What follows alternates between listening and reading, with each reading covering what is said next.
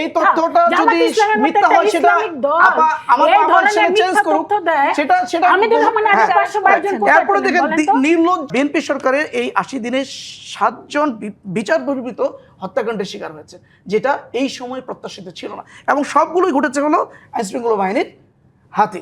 এরপরে দেখেন কোথায় নামগুলো একটু বলেন তো, এই যে নাম বলেন। হুমায়ুন মারমা 20 ফেব্রুয়ারি 2026 বান্দরবনে সেনাবাহিনী দেওয়া হয়েছে। আব্দুল হামিদ 4 মার্চ 2026 নওগাঁতে হয়েছে পুলিশের দ্বারা। এই যে 2026 এর ঘটনা, তথ্যগুলো আসলে আপনারা মানে এটা AI থেকে ওনাদের একটা দেয় আর ওনারা এটা এইগুলো submit করে প্রত্যেকটাই দেয়। হলো একটা যদি হতো তাহলে আপনারা তুলকালাম করতেন। না আপনারা না একটা প্রত্যেকটা এটা দেখেন কি এটা ভুয়া আমি যে তথ্য দিয়েছি এই তথ্য যদি আপনাদের ভুয়া হয় শুনেন, চ্যালেঞ্জ করেন। হামিদুর রহমান আজাদ সবচেয়ে ইম্পর্টেন্ট, আপনাদের যে 3-4 জন আছে তার আজকে যান আপনি প্রত্যেকটা আমার ইস্যু কথা আছে, হলো কি, সে কি বলছে আমি তথ্য দিলাম। 522 জন নাকি এই 6 মাসে গুম হয়েছে। আমি তথ্য দিয়ে দিলাম। এই তথ্যটা যদি মিথ্যা হয় সেটা আমার সেটা চেঞ্জ করুক, সেটা হামিদুর রহমান আজাদ 522 জন কোথায় এরপরে পেলেন দেখেন বলেন তো? নির্লজ্জ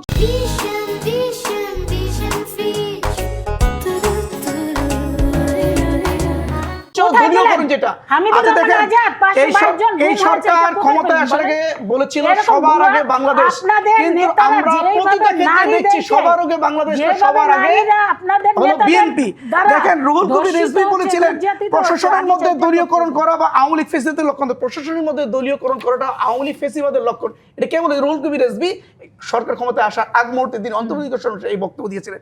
কিন্তু ক্ষমতায় আসার সাথে সাথেই আপনি দেখবেন প্রশাসন সহ সর্ব সেক্টরে দলীয় লোকদেরকে তারা একটা সময় কিন্তু জামায়াতের সবাই ছিল পুরো প্রশাসন। কোথায় ছিল সেই রেকর্ড বলুক না, বিশ্ববিদ্যালয়ের সেই ভিসি ছিল সেই জামায়াত কোথায় কোথায় ইসলামী। জামাত ইসলামী লোকজন ছিল সেটা বলুক, আমরা দেখবো যে কোথায় ছিল জামাত ইসলামী। এরপরে দেখেন ডিসি 6টা লোকেও আপনারা বলেছিলেন। সিটি কর্পোরেশনের মধ্যে 6টা সিটি কর্পোরেশন কিন্তু দলীয় লোকে, যেটা ওনাদের 31 দফার জামায়াত পরিপন্থী। ইসলামী যদি 31 সরকারে দফায় তারা থাকতো, একটা বলেছিল প্রশ্ন আমি যে একটু করি, দলীয় জানান হোসেন। তারা প্রশাসক নিয়োগ একটা করবে না, প্রশ্ন একটু আমি কিন্তু করি, তারা কিন্তু সিটি আপনারা কর্পোরেশন যদি ক্ষমতায় থাকতেন, এরপরে সব প্রশাসনে কি দেখুন আসলে শুধু আজকে বিএনপির দেখুন লোক থাকতো? আমি আপনাকে এই যে কয়েকটা নাম বলছি, এখানে বিএনপির 12 জন নেতা, যেই 12 জন নেতা আজকে সরকারের গুরুত্বপূর্ণ জায়গায়, সরকারের বিভিন্ন রাষ্ট্রীয় প্রতিষ্ঠানে। আচ্ছা দেখুন, ওনারাই বলছেন যে প্রশাসনের মধ্যে দলীয়করণ করা হলো আওয়ামী লীগের ফেসিবাদের লক্ষণ। তারাই কিন্তু তাদের দলীয় নেতাদেরকে হেলেন জেরিন রাষ্ট্রের খান। বিভিন্ন জায়গায় কিন্তু সেক্টরে বসে হেলেন জেরিন সবচেয়ে বড় একটা সেন্সিটিভ জায়গা নির্বাচন আমি কমিশন সরকারের সচিবালয়, উত্তরটা নিই, সেখানেও সরকারের কিন্তু উত্তরটা নিই। অতিরিক্ত সচিব শামসুল আলম, যিনি ওনাদের বিএনপি স্থায়ী কমিটি হেলেন জেরিন খান। সদস্য মানে আপনারা নজরুল খানের সরকারি নেতৃত্বে সরকারি করেছেন। লোকজন বসিয়েছেন সরকারি সব প্রথমত জায়গায়। ওনারা কতটা ভয়ঙ্কর, কতটা মিথ্যা, মানে এটা পার্লামেন্টের ভাষায় অসত্য তথ্য দেয়। ওনাদের জামাত ইসলামের একদম সিনিয়র যে 2-3 জন আছে তার মধ্যে অন্যতম হলো হামিদুর রহমান আজাদ। আপনি যান আজকে সমস্ত জায়গায় তার এটা একেবারে ভাইরাল।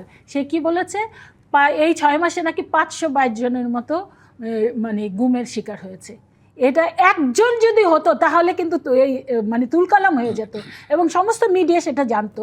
সেখানে 522 জন, এরকম একজন সিনিয়র নেতা এরকম একটা তথ্য দিচ্ছেন। আরেকটা বিষয় দেখেন, জামাতে ইসলাম কি করবে সেটা কিন্তু এই জাতি ইতিমধ্যেই বুঝে গিয়েছে। আপনি জামাতে ইসলামের প্রথমত একজন এমপির দ্বারা কিভাবে নারী নির্যাতিত হয় কিংবা নারী কি বলবো লাঞ্ছিত হয়, সেটা তো এই জাতি দেখলই।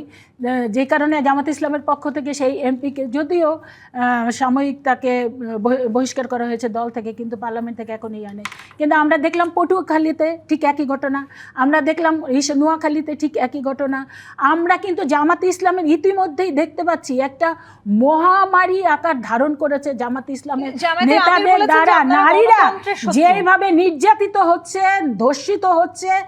এবং সেখানে আপনি দেখেন 3য় শ্রেণী মানে ছাত্রী, সেই ছাত্রীকে একটা বয়স্ক লোক সে নিয়ে প্রলোভন দেখিয়ে নিয়ে গিয়ে তারপরে তার দোকানের মধ্যে এরকম একটা জামাত ইসলামের একের পর এক যেই ধরনের ভয়ঙ্কর রূপ ধারণ করছে,